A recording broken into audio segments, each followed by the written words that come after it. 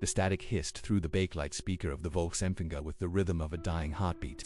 It was the winter of 1944, and the air in Berlin tasted of pulverized brick and old fires.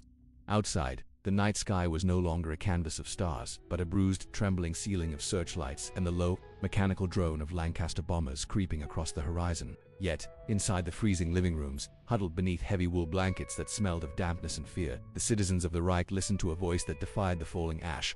It was a voice polished to a terrifying perfection, booming with absolute certainty, promising salvation, promising secret weapons, promising that the blood soaking into the snow of the Eastern Front was merely the fertile soil of an inevitable, glorious triumph. This was the architecture of the greatest illusion ever constructed. A nation was bleeding to death, its spine shattered, its cities reduced to jagged skeletons of blackened steel, and yet was commanded to look at the slaughterhouse and see a cathedral. To understand the collapse of the Third Reich is not merely to trace the movement of Soviet tank divisions across the Vistula or the relentless pounding of American artillery in the Hurtgen forest. It is to look into the abyss of human psychology, to witness the terrifying capacity of the mind to reject a fatal reality when the lie is woven with enough conviction. Joseph Goebbels did not just control the printing presses and the radio towers. He controlled the very fabric of perception. As the physical borders of Germany shrank, strangled by a multi-front war that had long been mathematically lost, the Minister of Propaganda expanded the borders of a phantom empire within the minds of the German people. He understood a fundamental, tragic flaw in the human animal when faced with absolute annihilation. A man will eagerly swallow poison if it is poured into a chalice of hope. The cognitive dissonance was a physical weight upon the continent. In the shattered streets of Cologne and Frankfurt, women with hollow cheeks and frostbitten fingers stood in line for hours to receive a ration of bread mixed with sawdust.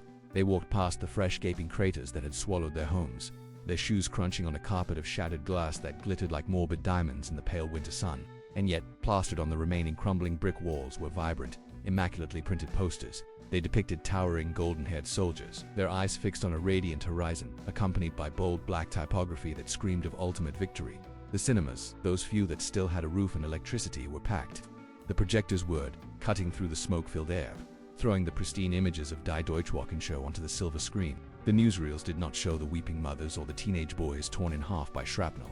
They showed V-2 rockets soaring into the stratosphere, presented as the Wunderwaffen, the miracle weapons that would rain divine retribution upon London. They showed pristine Tiger tanks moving through idyllic fields, accompanied by the sweeping, heroic orchestration of Wagner and Beethoven. For 20 minutes in the dark, the audience could forget the smell of rotting corpses buried beneath the rubble outside. They could inhale the intoxicating fumes of invincibility. It was an anesthetic for a dying empire. But reality is a relentless tide, and the propaganda machine had to work with increasingly desperate ferocity to plug the leaks in the dam. By early 1945, the illusion required a grotesque orchestration of sacrifice. The regular army was decimated, buried in the frozen steppes of Russia or the muddy fields of France. And so, the lie demanded new blood. The creation of the Volkssturm was perhaps the most macabre masterpiece of this psychological manipulation.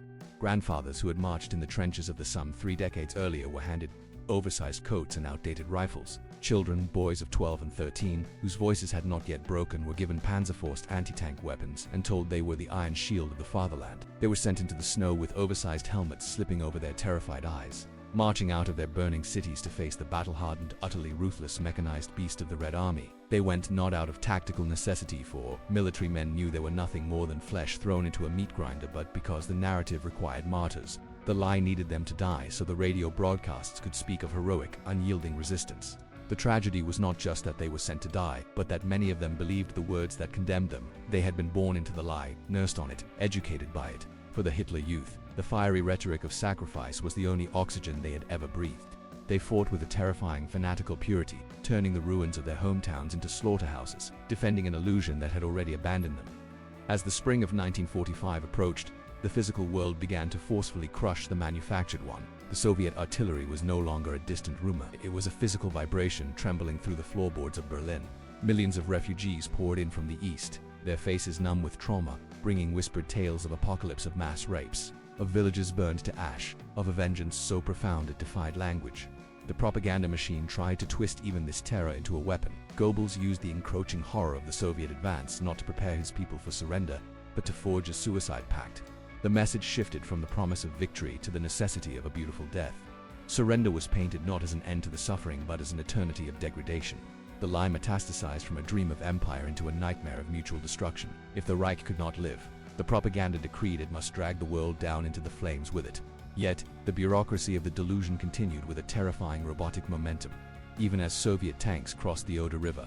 The post office in Berlin continued to deliver mail to addresses that no longer existed. The Philharmonic still gathered in half-destroyed concert halls, the musicians wrapped in thick coats, their breath pluming in the freezing air, playing the melancholic sweeping notes of Bruckner's Romantic Symphony as the sound of Katyusha rockets screamed overhead. It was a surreal hypnotic dance on the edge of the abyss. The human mind, pushed past the limits of endurance, compartmentalized the horror. They swept the rubble from their front steps as if preparing for guests, while the sky rained phosphorus. They listened to the radio, waiting for a miracle that mathematics and geography had long since disproven.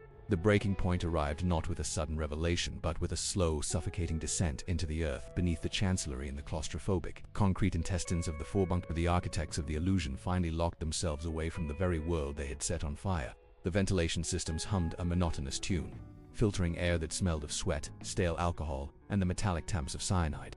Here the maps on the table still displayed phantom armies. Divisions that had been annihilated weeks ago were ordered to counterattack.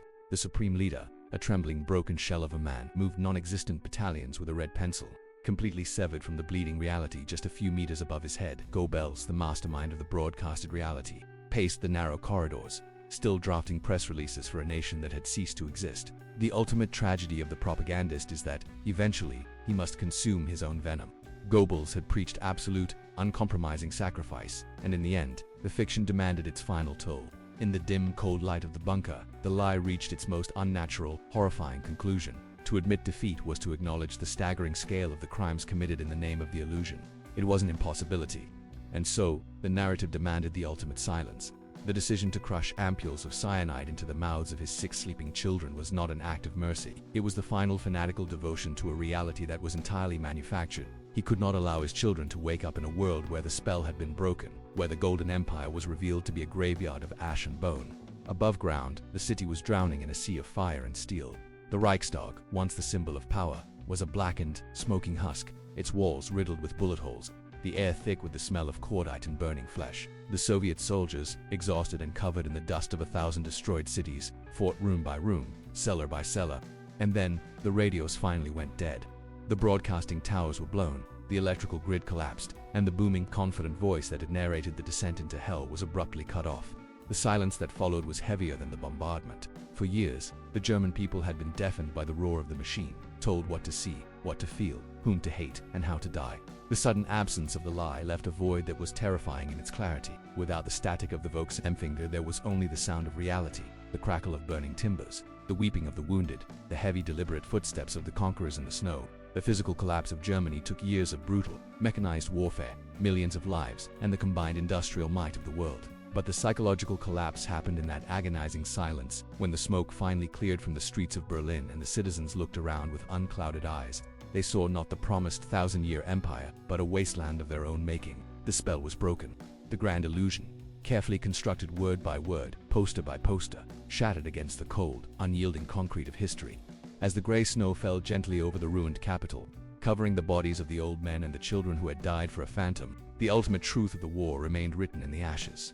The most destructive weapon ever forged by mankind was not the bomb or the tank, but the human capacity to look away from the truth, to embrace a comfortable lie, and to march willingly into the dark.